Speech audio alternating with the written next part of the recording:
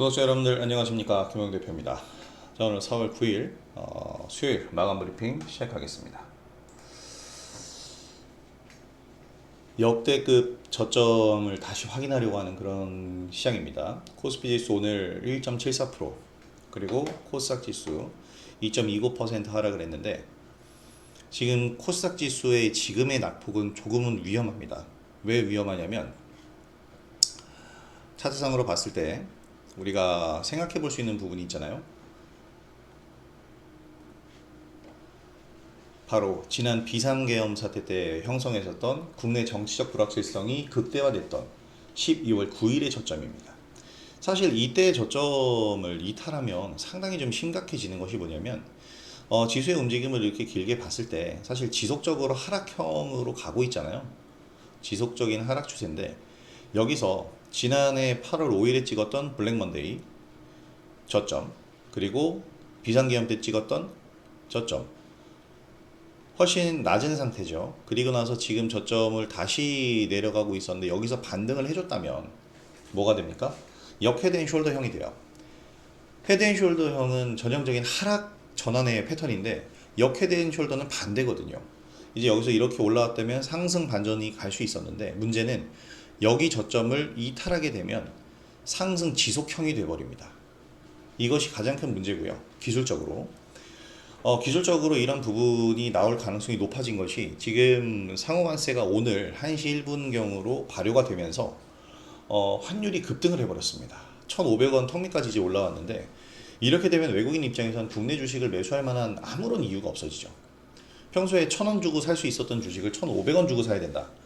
바로 지난주까지, 어제까지도 1,450원이면 살 수 있었던 걸 1,500원을 줘야 된다. 그러면 매수가 들어올 수가 없습니다. 그냥 팔아서 달러로 환전해가지고 나가는 게 훨씬 더 이득이죠. 원을 달러로 그렇게 바꾸는 것이, 그냥 환전해서 나가서 차라리 미 국채를 사는 것이 훨씬 더 이득일 것이다. 이런 판단이 들게 되면 외국인 입장에서는 이거는 냉정한 게 아니라 그냥 그들의 매뉴얼입니다. 그래서 지금 오늘만 하더라도 외국인 매물 폭탄이 굉장히 크게 나왔죠. 지금 이런 식으로 매도 물량들이 나오는 가장 큰 이유는 바로 환율입니다. 오늘도 외국인이 1조 원 가까이, 1조 원 넘게 팔았고, 지금 3월 28일 이후에 10조가 넘게 팔았습니다. 지금 외국인들의 이러한 매도세를 어떻게든 좀 잠재워 줘야 되는데, 지금으로서는 아무런 명분이 이유가 없기 때문에 당분간은 이 매도세가 유지가 될 거고, 그렇게 된다면 여기 12월 9일 만들었던 저점을 내일 이탈할 가능성이 높죠. 더군다나 내일 선물 옵션 동시 만기일인데, 이 동시 만기일 효과로 인해서 변동성이 더 심화가 된다면 종가상은 아니더라도 순간적으로 이탈했다가 올라올 수 있는데, 그러면 모든 기술적인 패턴과 추세는 깨집니다. 그리고 그렇게 되면 프로그램 매도가 더 쏟아질 수도 있어요. 지금 코스닥 시장뿐만 아니고 사실 코스피 시장도 마찬가지의 지금 운명에 지금 처해 있습니다. 보여드리고 나니까 같은 운명은 이미 깨졌죠. 여기 12월 9일 저점을 깼는데 여기 저점이거든요.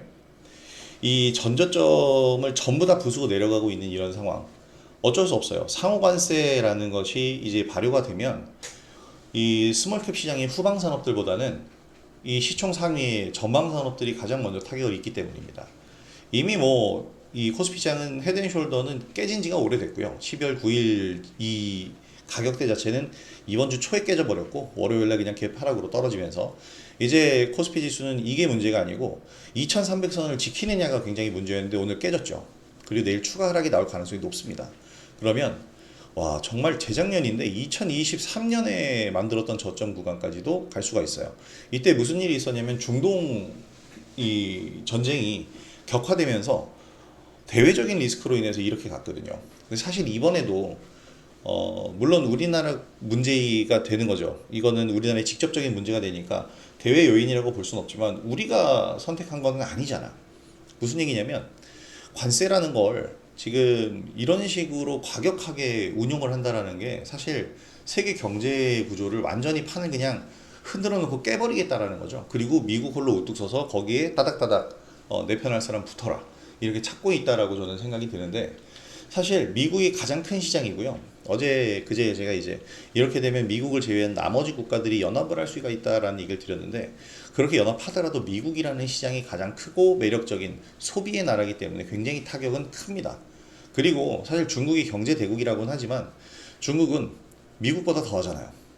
관세를 올리고 말고가 아니라 그렇게 거래하다가 막 나라를 병합해버릴 수도 있을 것 같은, 실제로 이게 말이 안 되는 나라가 아닌 것이 중국이기 때문에 이 중국과의 교역은, 여러분 한한령 기억하시죠? 단칼에 끊어질 수도 있어요. 항상 리스크를 안고 있다라는 겁니다. 그래서 지금은 미국과의 협상을 통해서 풀어내는 것이 가장 중요합니다. 그래서 사실 다행스럽게도 우리나라는 미국과 협상을 할 만한 카드들이 많죠. 뒤이어서 설명을 드리죠. 자, 상호 관계가 아니고 상호 관세가 오늘 오후 1시 1분 발효가 됐습니다. 환율 급등했고, 환율 급등에 의해서 외국인 매도세 쏟아졌어요. 10조 이상 매도. 일단은 수급 안정을 기다려야 되고, 그 전까지 우리는 관망하면서 대응할 수 있는 부분에 대해서 대응을 해줘야 됩니다. 제가 어저께 분명히 얘기했죠. 지금과 같은 이러한 이 급락은 하락이 아니고 의미 없는 폭락, 수급에 의한 폭락, 바로 반드시 반등할 수 있는 그런 폭락이에요. 그래서 저는 이거를 하락이 아니라 할인이라고 부른다라고 했죠. 그래서 할인 행사를 할 때는 우리가 뭘 사야 돼요? 여러분 뭘 사야 돼? 신상품도 할인하는지 봐야죠. 그리고 가장 잘 팔리는 물건이 뭔가 확인해야죠. 걔네들을 할인한다면 다시 가격 원상복귀 되기 전에 얼른 사야죠. 근데 이제 내 지갑이 비었네? 다른 종목이 다 물려있어서 살 수가 없어. 그럴 땐 전부 일괄적으로 매도해봐야 의미 없고요. 일부씩 종목을 매도하면서 신상품을 사든지, 아니면 인기가 많았던 종목이 내려왔을 때 그 종목을 할인 가격에 사든지, 이런 식으로 좀 바꾸고 변화를 조금씩은 줘야 돼요. 그러면 시장이 반등할 때 여러분 계좌는 가장 빠르게 상승으로, 수익으로 반전할 수 있을 겁니다. 요런 거를 어떤 종목들을 봐야 되는지는 제가 계속해서 이렇게 유튜브 영상 그리고 텔레그램 커뮤니티를 통해서 계속해서 설명을 드리니까 영상 계속해서 꾸준히 시청해 주시기 바라고요. 자, 내일 중요한 이슈가 있습니다. 제가 어저께도 얘기를 드린 것 같은데, 지금 트럼프는 관세라는 것을 선택할 수밖에 없어요. 이건 당위성의 문제입니다. 세금을 걷자니 국내에서의 반발이 크고, 관세를 올리면 역시 뭐 국내에서의 반발이 크긴 하겠지만 다른 나라랑 어떻게 보면은 좀 공유할 수 있는 연대 책임이잖아요. 그래서 관세를 선택을 한 건데, 그렇게 관세를 선택한 이유가 뭐냐면 재정을 확충하기 위해서예요. 그렇게 재정을 확충하고 그 재정을 가지고 이제 여러 가지 정책을 펴게 될 텐데, 사람들은 여기서 트럼프 풋, 그러니까 트럼프가 이런 어떤 양적 완화, 그러니까 증시 부양을 해주는 정책을 내지 않을까라고 생각하고 있는데, 사실 트럼프 입장에선 욕먹어가면서 관세를 통해서 재정을 확충했는데, 그걸 가지고 증시를 부양할 만한 트럼프 풋을 사용하기엔 아깝죠. 그 카드는 가장 최후에 써도 되잖아요. 그래서 트럼프는 연준이 움직여주기를 기다리고 있는 겁니다. 연준에서 연준 풋이 나오기를, 금리 인하가 나오기를. 이 금리 인하만 나오더라도 지금 지수는 10에서 20% 정도는 금방 또 반등을 할 수가 있을 거예요. 미증시 같은 경우. 그럼 이제 증시 공포감은 어느 정도는 해소가 될 겁니다. 그런데 연준에서 이걸 쉽사리 해줄까요? 왜냐하면 관세를 이렇게 폭발적으로 올려버리면 인플레이션이 당연히 증가할 텐데, 지금 트럼프 입장에선 소득세를 인상시켜버리면 어떻게 되겠어요? 소득세 인상, 그럼 경기 침체가 옵니다.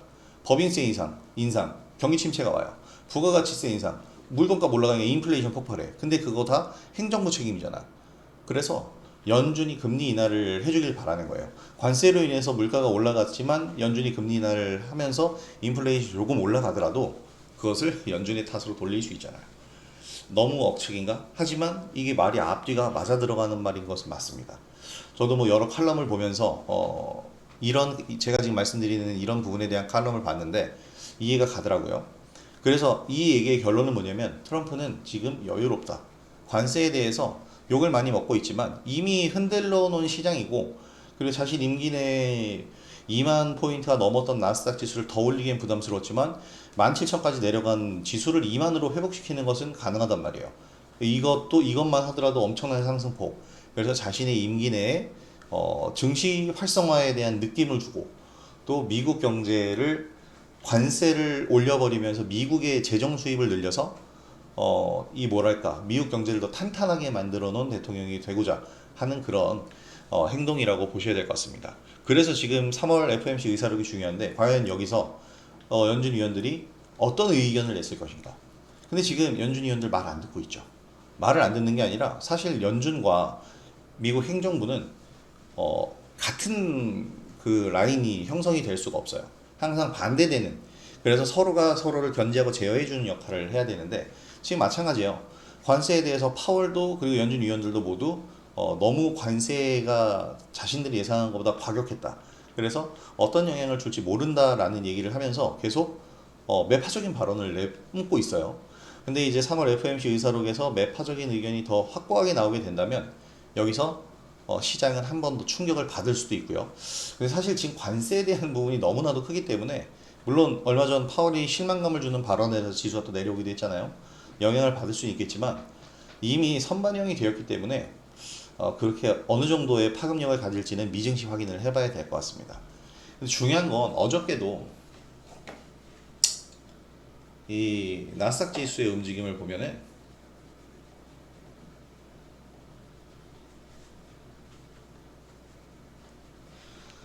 상승을 했어요. 거기 4.5%나 상승을 했었던 지수가 갭 상승을 했었던 지수가 그대로 음봉을 내리면서 쭉 꽂아버린 겁니다. 이게 뭐 때문에 그랬냐면 중국에게 50% 추가 관세 부과하면서 104%의 관세가 된다고 합니다. 84%? 104%? 뭐 계속 관세가 올라가요. 관세가 이렇게 계속 올라가다 보니까 어떻게 됩니까? 이런 식으로 가게 되면 그냥 뭐 다 같이 죽자는 거죠. 그런 다 같이 죽자라는 인식 때문에 나스닥 지수는 폭락을 했고 월가에서 투자자들은 떠나고 있는 겁니다. 지금 미국 기업들이 이 트럼프 관세에 너무 화가 나서 트럼프 행정부를 상대로 소송을 준비하고 있다라고 하는데 소송까지 나올 수 있을 것 같아요. 지금 관세가 사실 그거잖아요. 일단 내가 그동안 힘겹게 살아왔으니까 너 한 대 맞아. 그 때렸어. 그랬더니 얘가 갑자기 왜 때려? 하고 날 때렸어. 그래서 하고 내가 또 때리는 거야. 그럼 계속 때리다가 서로 누구 하나 죽을 때까지 때리겠죠. 그러면 그건 굉장히 심각한 사태로 오는 겁니다. 근데 지금 관세를 올리고 있는 모양새가 이 뭐 관세를 올리고 있는 멘트라든지 관세에 대한 부분이 이렇게 좀 정책이라는 부분보단 감정 싸움으로 더 치닫고 있다는 거예요. 그것이 가장 큰 문제입니다. 이러면 시장에서는 신뢰를 할 수가 없죠. 자, 그래서 내일 이 FOMC 의사록이 공개되면서 연준이 과연 방어를 해줄 것인가, 아니면 연준이 트럼프를 비난하면서 자극을 할 것인가, 이것에 따라서 증시가 한번 크게 또 요동을 칠 수 있으니까 이 부분 잘 봐야 됩니다. 자, 구글 클라우드 넥스트. 보통 이런 거 하면 이제 AI 클라우드 기업들이 관심을 받을 텐데 지금은 구글의 영향보단 이재명 대표의 AI 강국위원회 여기에 포함되어 있는 AI 소프트웨어 기업들이 더 이슈를 구글보단 이재명 대표예요. 그래서 정치 테마로 거의 정책주로 엮이기 때문에 구글 클라우드 넥스트보다 더 강한 재료입니다.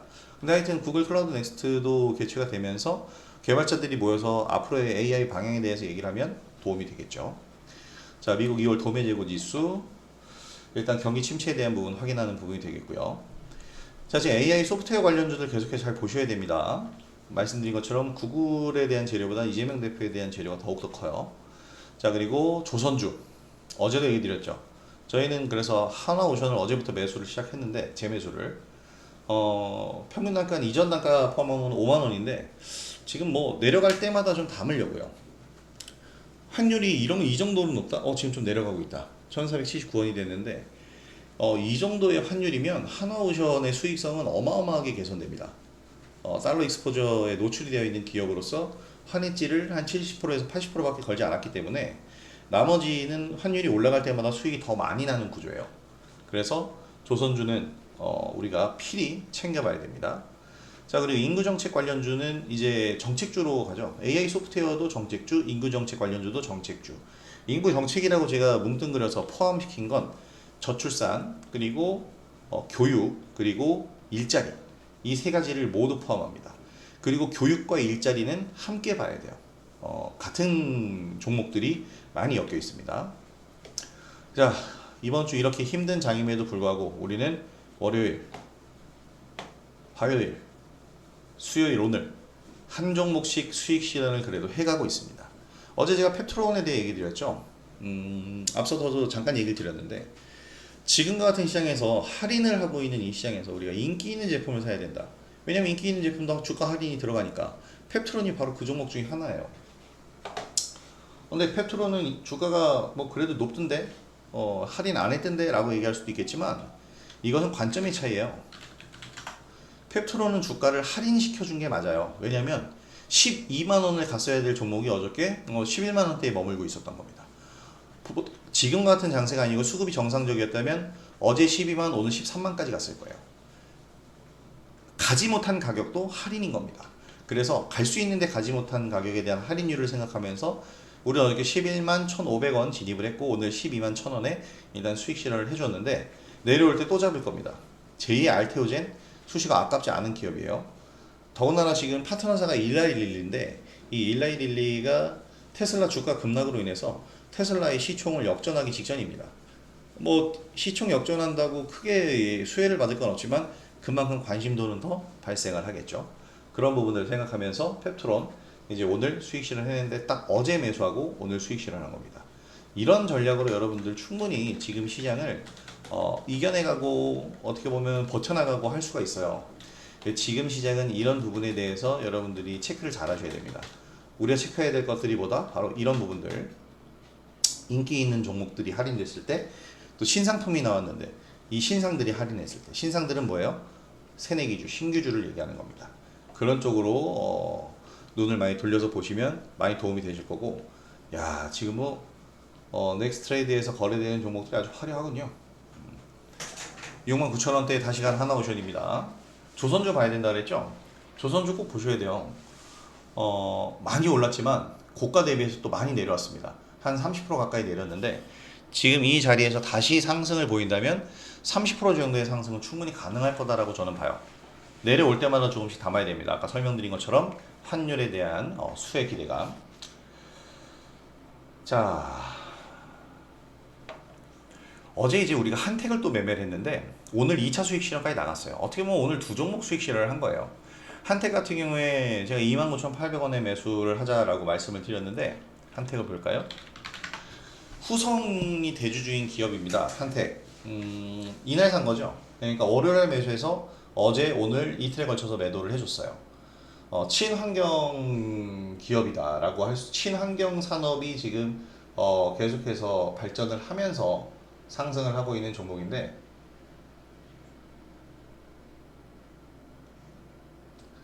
왜 한택은 뽑아놓은 기사가 또 사라졌니?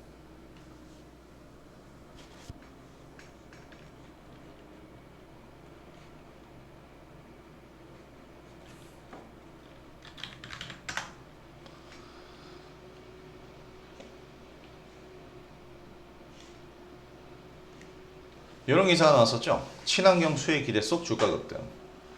화공 및 저장 탱크 전문 기업으로서 후성 자회사입니다. 아마 한택의 예전 사명이 삼성 정밀화학이었을 거예요. 뭐 어쨌든 상장 전의 일들이니까 최대 주주가 후성이고 지금 오늘 급등을 보인 오늘 시장에서 정말 예외적으로 상승했었던 그런 기업입니다. 지금 1998년 설립된 기업, 화공기기 제작하는 화공사업부, 초저온, 저온 저장 탱크를 설계하는 탱크사업부. 지금 이러한 수소 암모니아 저장 기술력을 보유하고 있는 기업들이 왜 각광을 받냐면 알래스카 LNG 프로젝트에 바로 이런 기업들이 파트너사가 된다는 겁니다. 그래서 이제 이런 기업들에 우리가 관심을 좀 가져보고 매매를 좀 해봐야 된다. 이런 종목을 투자처로 좀 찾아야 된다라고 말씀을 드리는 거고요. 상장한 지 얼마 안 됐기 때문에 지금 자리에서 매물대가 없습니다. 오늘 대량 거래가 좀 나오긴 했지만 오늘의 대량 거래가 나왔다고 하더라도 일단은 주가를 방어해주는 측면이었고 내일 모레 이틀 정도 이제 눌림목 자리를 다시 한번 살펴보면서 재매수 충분히 할 수 있는 그런 종목이 될 겁니다. 근데 오늘 알래스카 LNG 관련주들이 다들 올랐어요. 넥스틸 뜬금포 상승이죠. 최근에 죽어가고 있었거든. 특징이 전혀 없다가 상승. 근데 당연히 예견되는 상승이었습니다. 지금 트럼프가 관세를 무기로 휘두르면서 모든 국가를 적으로 만들고 있는데 그 와중에 도와달라고 손 내미는 쪽도 있죠. 자신들의 이 조선업이라든지 LNG 사업이라든지 여러분 미국이 배를 못 만들겠습니까? 만들 수 있죠. 근데 미국에서 만드는 배는 최첨단 구축함이라든지 항공모함이라든지 일반적으로 양산해야 될 배가 문제라는 거예요. 그리고 이 에너지 기업도 세계 최대의 에너지 기업들을 보유하고 있는데 이 에너지 기업들이 조그만 파이프까지 나사까지 볼트까지 이 생산하는 게 아니잖아요. 그래서 이런 것들은 외주를 주는데 이 외주를 줄 때 품질이 완벽해야 되겠 품질이 완벽해야 될 거 아닙니까? 그래서 이제 이런 품질을 믿을 수 있는 나라, 적대국이 아닌 나라들에게 도움을 요청하는 거고 그게 이제 우리나라인 겁니다. 그리고 이것은 우리가 미국과 관세 협상을 할 때 훌륭한 협상 카드가 될 수 있죠. 그래서 저는 우리나라 시장이 굉장히 매력적인 시장이다라고 얘기를 해드리는 거예요. 넥스틸 그런 관점에서 오늘 급등을 보였고 대동스틸 급등 보였죠? 상한가입니다. 포스코 스틸리온 제가 이걸 탑픽으로 얘기를 드렸는데 왜냐하면 포스코 그룹이 지금 미국 알래스카 LNG 프로젝트에 들어가는 모든 사업을 죄다 영위할 수 있는 죄다 할 수 있는 기업이 바로 포스코 스틸리온이기 때문이에요. 근데 이제 시세는 좀 더 작은 기업들 위주로 움직이는데 대동스틸 같은 경우에 이제 오늘 기사 뭐 당연히 나온 기사가 재탕입니다. 철강제 유통업인데 뭐 볼트 뭐 가스관 다 만들 때 일단 금속이 들어가잖아요. 그래서 대동스틸이 어떻게 보면 최대 수혜주들로 지금 꼽히고 있고 포스코의 열연 제품 지정 판매점으로 지정이 되면서 이런 것들에 대해서 수혜를 받게 됩니다. 사실 뭐 설명을 하려고 억지로 끼워 맞추는 감이 없잖아 있지만 이게 그냥 한마디로 얘기해서 뭐예요? 테마주들이에요. 다 테마가 그냥 이렇게 형성이 된 건데 지금 보면은 관세 때문에 이 고통받고 있는 시장에서 우리나라는 오늘 어떻게 보면 두 가지 측면에서 테마가 형성이 되죠. 우리나라만의 특수성 대선 그리고 이런 미국의 제가 얼마 전에도 그 얘기했잖아요. 미국과 직접적으로 미국의 프로젝트에 참여해서 사업을 하는 기업들, 조선, 에너지 이쪽 기업들은 우리가 계속해서 관심을 가져야 돼요. 적어도 이 트럼프 정권의 초창기에서는 이쪽으로 수급이 몰리면서 상승이 크게 나올 가능성 아직도 상승이 더 나올 수 있는 가능성이 높습니다. 그래서 이쪽 분야들을 여러분들 계속 체크를 해 주셔야 됩니다. 그리고 오늘 이제 뭐 대선주들 뭐 그 인구정책 관련주나 이런 것들은 또 소개해 드려봐야 뭐 계속해서 똑같은 얘기들인데요. 솔트럭스나 크라우드웍스 이런 AI 관련주들 잘 봐야겠죠. 저는 그 중에서 이제 대형 컴퍼니를 보는데 오늘 매수가를 너무 살짝 줬어요. 근데 오늘 준 매수가를 기준으로 해서 내일도 저는 매수 관점으로 볼 겁니다. 성인용 교육 컨텐츠를 만드는 기업이에요. 그냥 일자리 관련주로 편입이 될 수 있죠. 성인들에게 교육을 해서 이직을 할 수 있게끔 도와주는 그런 기업이다라고 보시면 되겠고 내일도 자리를 주면 매수 관점으로 진입 시점 한번 잡아드리도록 하겠습니다. 근데 이 신규주 그러니까 지금 신상품들이 또 할인을 받고 있다라고 하면 되게 좋은 거다라고 했잖아요. 그래서 여기서 신규주를 보면은 한국 PIEM을 보셔야 될 것 같습니다. 지금 한국 PIM 같은 경우에는 오늘 나온 뉴스가 신소재 MIM에 대한 부분인데요. 저도 처음 보는 신소재입니다. 미세한 금속 분말과 바인더를 혼합해서 플라스틱처럼 성형한 후에 탈지 및 소결 과정을 거쳐서 금속 부품을 제조하는 방식. 그러니까 뭐 미세한 금속 분말과 바인더를 혼합한다. 정말 정밀 기계, 임플란트나 로봇 등 고부가 가치 첨단 산업 분야에 활용이 된다는데 정밀 소재에 사용되는 그런 신소재가 되겠죠.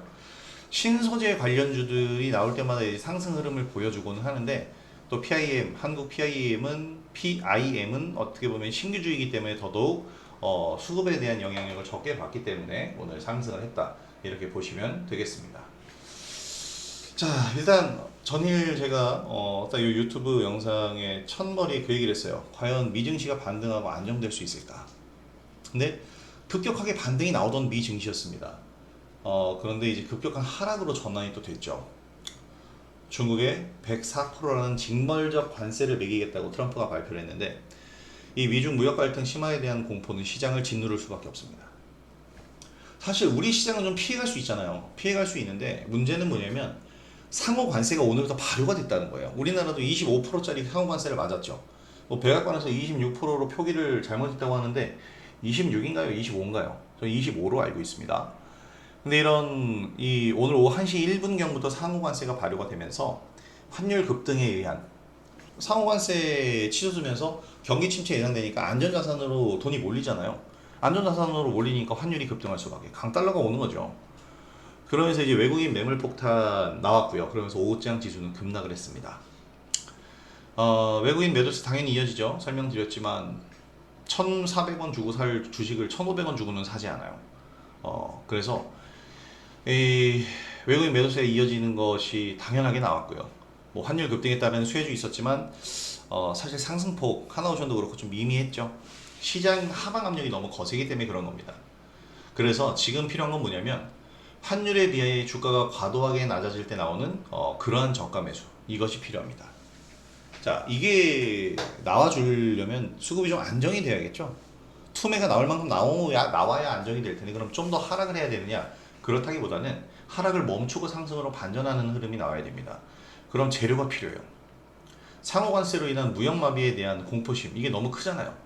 이를 뭘로 해소해 줄 수 있을까? 바로 미중 무역 갈등의 봉합? 이거 절대 쉽게 안 나옵니다. 그 누구도 굽히지 않을 거예요. 시진핑과 트럼프는 서로 웃으면서도 뒤에서 뒤통수를 칠 이 생각만 할 수 있기 때문에 미중 무역 갈등의 봉합은 그렇게 쉽지 않을 것이고 단기간 해소될 문제가 아닙니다. 그래서 중요한 건 우리나라와 미국 간의 협상이 필요하다는 거예요. 지금 이제 오늘 우리나라 정부와 이제 트럼프가 통화를 처음으로 시작하면서 얘기를 했다라고 하는데 미국에서 특히 트럼프가 우리나라에게 요구할 수 있는 매력적인 부분들이 많습니다. 방위비 문제는 조금 문제이긴 해도 방위비를 제외한 나머지 부분에 대해선 충분히 협력하는 파트너로서의 역할을 해줄 수가 있거든요. 그래서 관세로부터 자유로울 수 있는 섹터 선별, 그리고 반등락 나올 때 빠르게 상승할 수 있는 섹터 선별이 중요한데 이들을 바로 미국과 함께 협상 카드로 사용될 만한 종목들과 섹터들, 그리고 관세를 아예 피해갈 수 있는 섹터들로 우리가 압축을 해봐야 된다는 겁니다. 조선주 대표적으로 이제 관세를 피해가면서 미국과의 협상에서 카드로 사용될 수 있는 업종이니까 조선주를 잘 보셔야 되겠고요. 이게 이제 첫 번째 전략이고, 두 번째가 뭐 그 중에서 신규주인데, 신규주를 뭘로 또 연결을 해보냐면 우리 시장의 특수성, 바로 대선 전국이라는 점을 활용해서 인맥주 말고 인구정책 그리고 산업지원 등의 이제 정책주를 보자라는 겁니다. 그래서 관망하면서 이 정책주, 오늘 저도 이 얘기를 이제 여러 텔레그램 커뮤니티를 통해서 얘기를 해드리면서 또 저는 뭘 했냐면 대형 컴퍼니를 매수하자. 이게 뭐냐면 지금은 이제 관심 가지면서 준비를 해야 될 텐데 가만히 있는 게 준비가 아니죠. 지금부터 조금씩 야금야금 매수를 시작을 해주는 거예요. 그러면서 향후에 반등이 나왔을 때 가장 빠른 반등과 가장 빠른 대응 전략을 취할 수 있게끔 우리를 세팅해 두자. 그게 바로 우리가 해야 될 부분이다. 이렇게 보시면 되겠습니다. 자, 그래서 지금 당장은 공격적인 매매할 필요는 없을 것 같고요. 시장 흐름을 살펴보면 서서히 준비해 가야 되는데 말씀드린 것처럼 이 준비는 제가 진행을 해드릴 거고 조금씩 야금야금 이제 준비를 해가는 거예요. 그러면서 저점을 언제 찍을지 모르니까. 근데 저점 찍고 확인이 된다면 그때부터 우리는 남들보다 한 발 빠르게 수익 전환이 충분히 가능할 겁니다. 자, 진짜 이런저런 얘기를 해드려도 오늘 시장이 정말 힘들었다라는 사실은 부인할 수가 없는데요. 견디셔야 됩니다. 견디셔를 드릴 수도 없고 지금 견디셔야 돼요. 이 시장을 잘 버티고 나면 정말 엄청난 우리의 시장이 오게 됩니다. 지금 시장 잘 견디면서 우리 반등을 기다리고 그 반등에서의 큰 수익을 한번 맛보도록 하자고요. 그런 과정에서 제 영상 많이 도움이 되셨으면 좋겠고, 오늘 제 영상이 도움이 되셨다면 구독하기와 좋아요 그리고 알림 설정 한 번씩 부탁드리도록 하겠습니다. 자, 오늘 영상은 여기서 마무리하도록 하겠고요. 힘든 장 고생들 많으셨습니다. 푹 쉬시고 저는 내일 영상으로 다시 돌아오도록 하겠습니다. 자, 편안한 오후 되시고 내일 영상으로 다시 뵙도록 하죠. 자, 김영 대표였습니다. 감사합니다.